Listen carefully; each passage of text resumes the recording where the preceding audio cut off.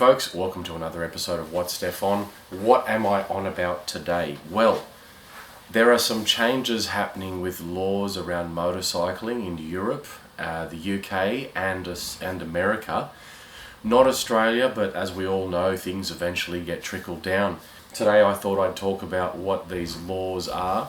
They're proposed laws, they haven't been put into place yet. However, the writing's on the wall, we all know it. Let's talk about it. So folks, what's going on? Well, we all know that there's the year 2035 laws in regards to no more petrol-powered vehicles on the road. Manufacturers are scrambling to make electric vehicles now, so there's a lot of heavy R&D happening in that field. Although in the car industry, people are starting to head towards hydrogen-powered vehicles. There's a little bit of confusion happening right now. It's the old VHS versus Betamax saga yet again. What's going to happen? Who knows? However, there's some proposed laws that have come about in the United Kingdom and Europe as such. I'm just going to join them together because they are kind of one and the same. Unfortunately, they're talking about by 2050 there are no petrol engines on the road at all.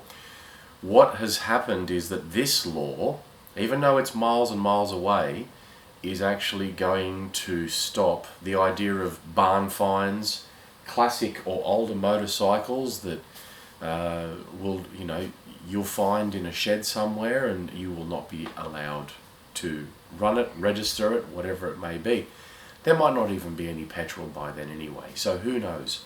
However, the laws are being talked about. In the United States, Harley-Davidson recently announced there would no longer be any aftermarket parts available. Aftermarket parts like their Screaming Eagle exhausts and all their Willie G stuff. The problem with banning things is that you end up creating a black market, which is what's happened. Now there's a black market of aftermarket parts and exhaust systems to help improve old bikes like this, to make them run better. What does this mean? Well, the government's kind of stepped in their own cow patty, because what's happened is that they are now no longer receiving any revenue from the sales taxes and things like that of these parts. And now, because they're in the black market, there's no control over them either. So the EPA no longer has any say about what's going on.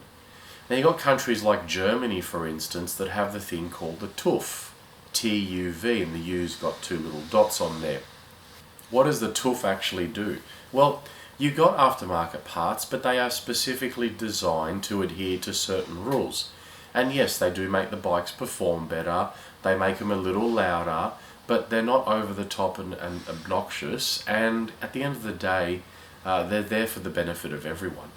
What the TUV actually does is allow you to still modify your vehicles, but with certain restrictions in place that aren't going to be silly. You know, exhausts that look like Milo tins and things that just are obnoxious and annoy people more than anyone else. So those kind of things make sense. Why can't other nations do this? I don't understand. What they're doing is completely saying, no, we're not going to have that. They're basically taking the ball away from us and not allowing us to play.